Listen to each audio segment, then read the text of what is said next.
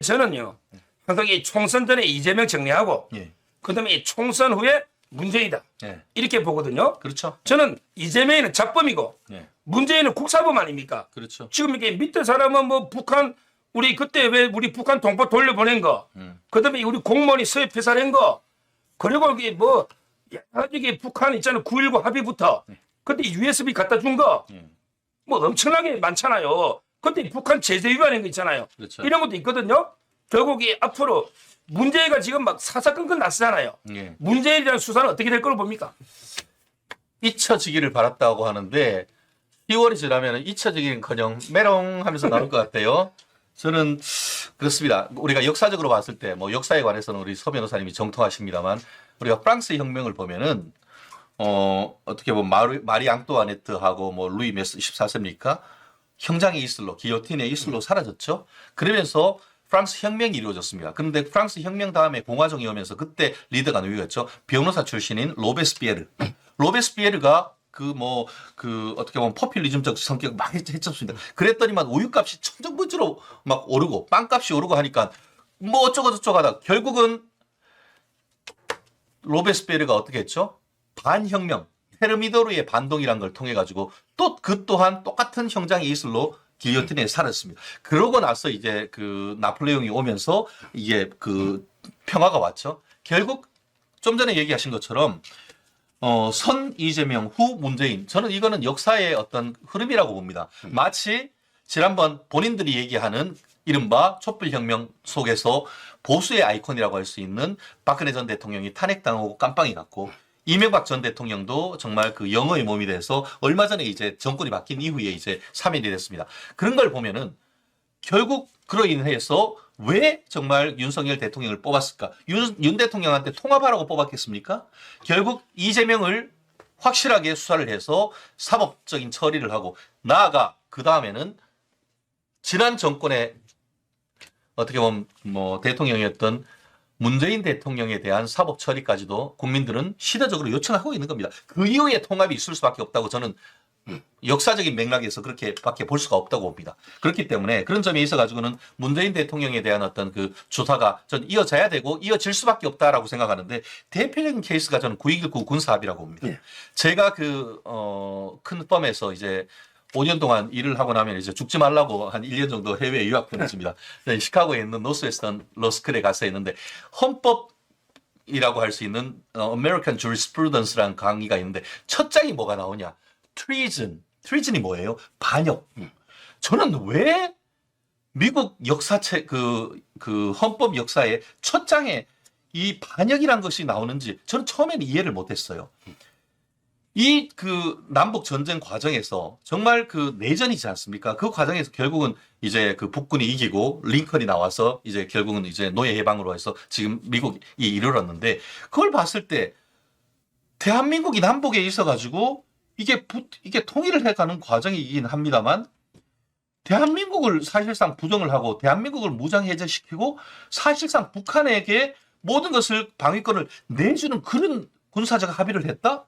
저는 거의 이거는 정말 영어로 말하면 트리즌에 가까운 거 아닙니까? 예. 저는 정말 바닥마다 벌떡벌떡 일어나요. 그렇기 때문에 이 부분에 있어 가지고는 일단 사법적으로 이제 그 이재명 대표에 대한 그 확실한 어떤 그 사법 처리가 있은 이후에 문재인 대통령과 관련되는 형사적인 문제 얘기를 하고 나아가 각종 정책에 있어서의 정말 큰 문제, 그런 남북 간의 어떤 그런 9.19 군사합의라든가 아니면 그걸 통해 가지고 종전선언을 통하고 한미연합사를 해체하려고 했던 그런 부분에 대해서 정말 우리가 특검을 하든가 아니면은 국회에서 정말 그 국회에서 어떤 공적 조사를 해야 될 필요성이 좀 있다고 보는데 그것을 위해서는 어떤 식으로 해서라도 내년에 총선에서 반드시 승리를 해야 됩니다. 저도 이게 그 문재인의 가장 큰 죄는요, 여적입니다.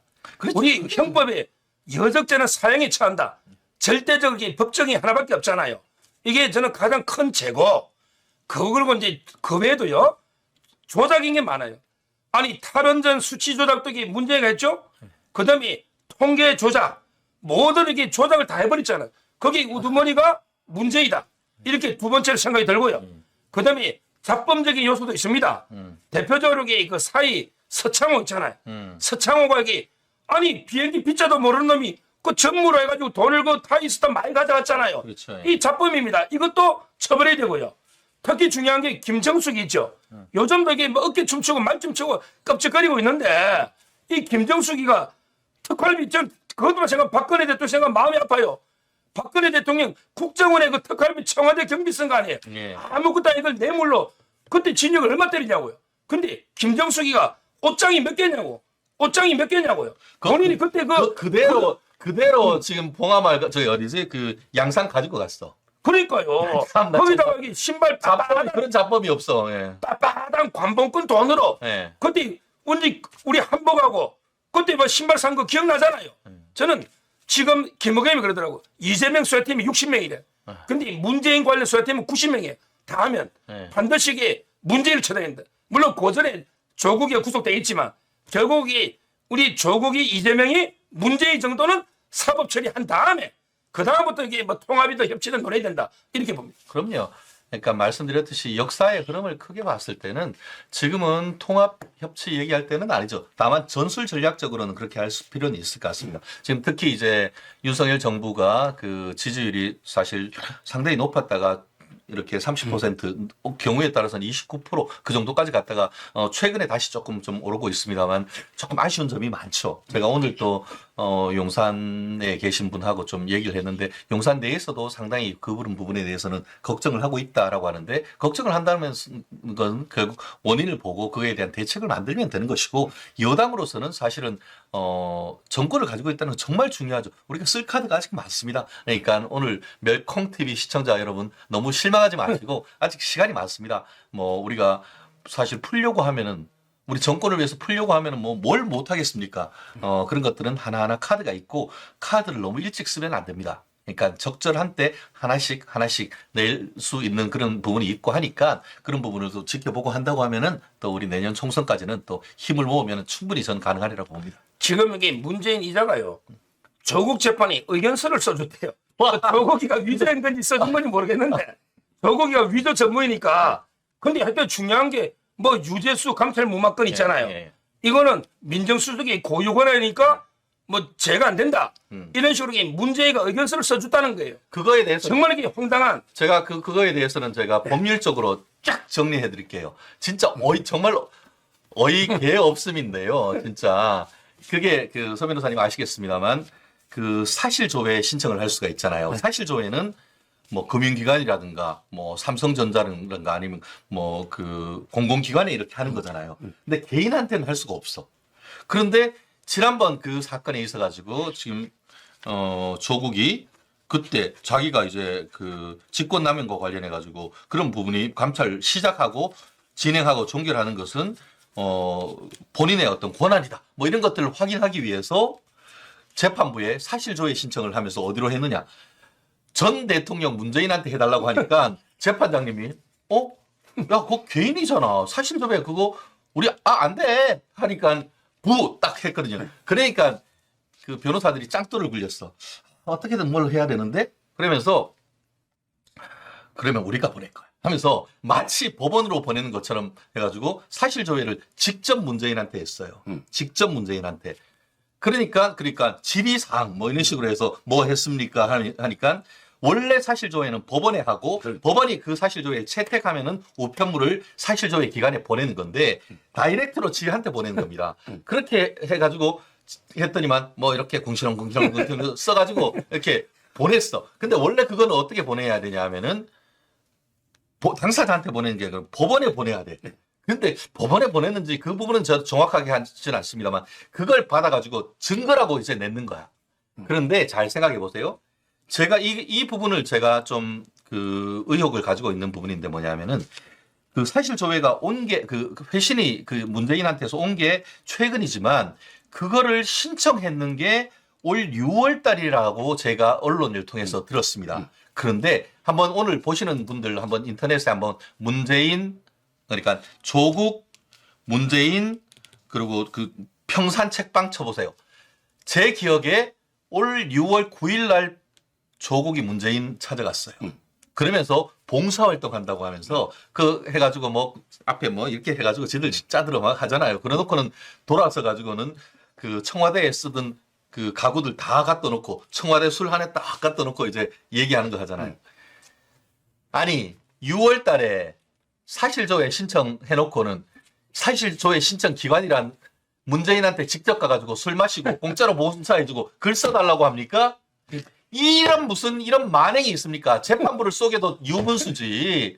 저는 이걸 보면서 야 얘는 정말 우리가 무엇을 상상하든 그 이상을 해내는 애들이 바로 이런 거구나. 그렇기 때문에 소득주도 성장이 아니고 조작주도 성장이고 모든 것이 제대로 된 것이냐 했을 때 그렇지 않다는 것이 바로 이런 부분 아니겠습니까? 그러니까요. 지금 여기 문제 이야기 넣었으니까 하나만 마지막 네. 하나만 더 물어보게. 네. 지금 여기 박민식 장관 있잖아요. 네.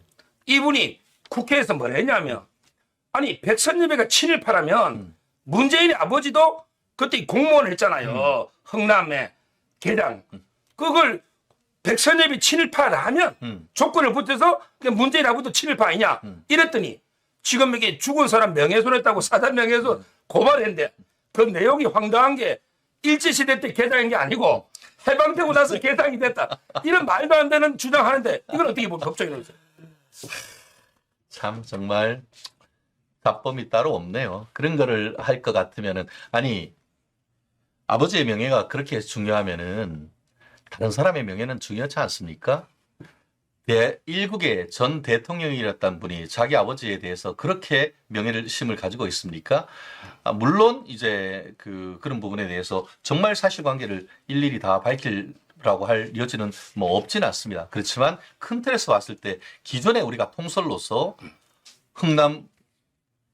흥남에서 이제 우리 일사후퇴하고 뭐 하고 할 때 그 메리슨 무슨 예, 메리다호 뭐 제가 무슨 벤즈는 모르겠습니다. 그 일사후퇴 할 때 그 배 그 북한 그 미국이 그 탱크 다 버리고 거기에 일사후퇴 할 때 흥남 철수할 때 안 태워 가지고 그분들 왔으면은 지금의 문제는 없다는 건 아닙니까? 그렇게 얘기를 하면서 그 당시에 이제 면석이 했다. 뭐 이런 얘기가 우린 한간에 우리가 상식적으로 그렇게 얘기되고 있지 않습니까? 그 정도 선에서 박민식 장관이 얘기를 했는 걸 가지고 한마디로 뭐 지들 말로 웃자고 하니 죽자고 덤벼드냐 그런 식인 거죠. 그 시기가 얼마나 큰 차이가 있겠습니까? 그렇기 때문에 그러면은 갑자기 그때 임명이 됐는지 그건 좀 더 상세하게 좀 증거를 좀 제시를 해주세요. 그분들이. 그러니까 그런 점에 있어 가지고는 좀 더 남한테만 그런 엄격한 잣대를 대지 마시고 정말 큰 틀에서 봤을 때 우리가 통상적으로 그런 얘기 엄청 많이 했지 않습니까? 그런 어떤 내용인데 그거를 제대로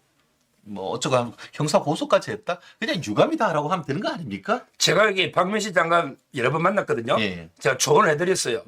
이거 고소해서니 일본에는 이 기록이 오랫동안 보존을 잘합니다. 예. 일본 사람들은 그렇죠. 조선 총독부에 기록이 있을 거라고 일본한테 사실조 해가지고 문제의 아버지가 언제 개정됐는지 확인해가지고 일제시대 개정됐으면 무고잖아. 무고지. 무고로 반드시 응징해야 된다. 이제 아이디어를 드렸거든요. 지금 북한한테 물어보면 안 가르칠 거야.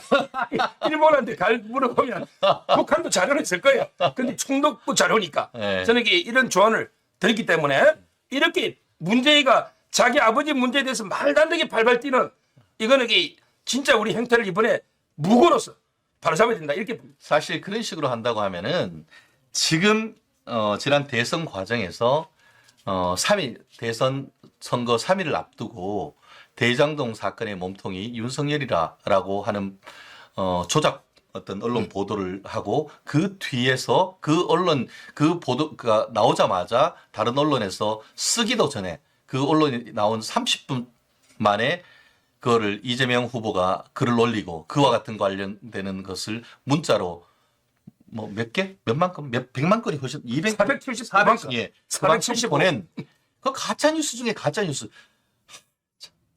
그런 걸 가증스럽다고 하나요? 이상입니다.